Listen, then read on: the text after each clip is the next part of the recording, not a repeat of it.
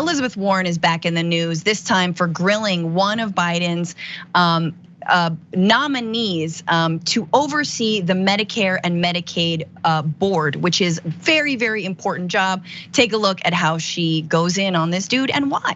Would that likely cut into the profitability of Clover, the company from which you receive more than $100,000 in compensation annually?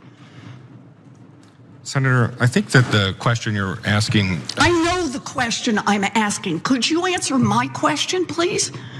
Yes. You want to be a trustee for the American people. You ought to be able to answer that question.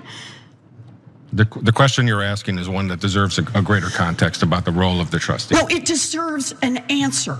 Okay, so that is Senator Elizabeth Warren grilling Demetrios Kouzoukas. Demetrios Kouzoukas, who is a Biden nominee to serve as a trustee on an oversight board of Medicare, Medicaid, and Social Security. Here's the problem.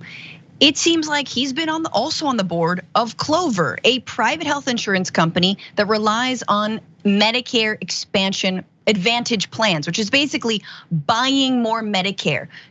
People get Medicare, but if you want more coverage, you can actually buy it. And this dude who's set to oversee it has been benefiting off of people basically not getting enough coverage from Medicare itself. Kouzoukas, however, thanked everyone when he first sat down for this the nomination hearing. He said, "I look forward to answering your questions," except he was really clearly not trying to answer Elizabeth Warren's. She said, quote, "A big factor in influencing Medicare solvency today is the growth of Medicare Advantage, a big program that allows for-profit insurance companies to sell Medicare coverage that experts say is on target this year to overcharge the government by $75 billion. In other words, Medicare Advantage has a lot to do with threatening the solvency of Medicare. He definitely didn't like that, but we are running out of time, and I want to just kick it to you guys. Because Elizabeth Warren went in on him. Kouzoukas is being put up for this job. He's got 25,000 shares in Clover. He serves on this board. What are we doing if the Democrats are supposedly the party that doesn't want to cut Medicare and doesn't want to privatize it? So one thing about Elizabeth is when she wear her blue blazer, that's like her cape.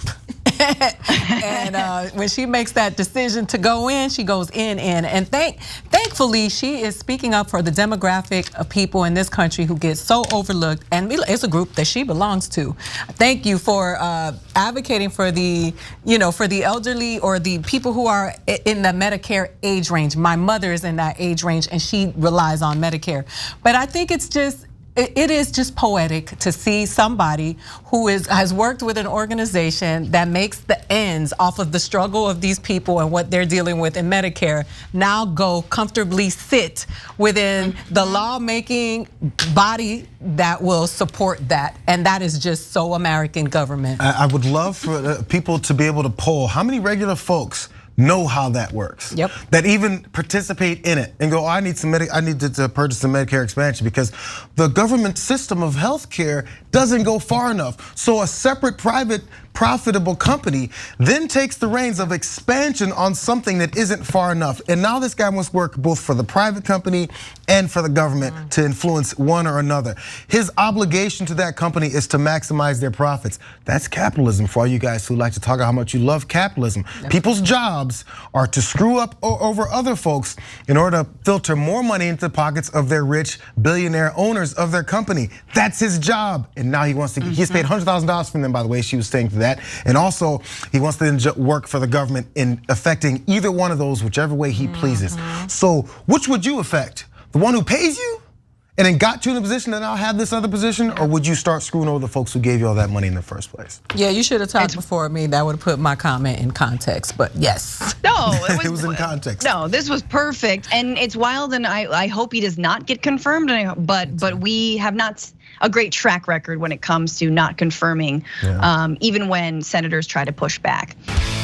If you enjoyed this video, that's because of our members. They make us independent, they make us strong, and they make us honest. Become a member today by hitting the join button below.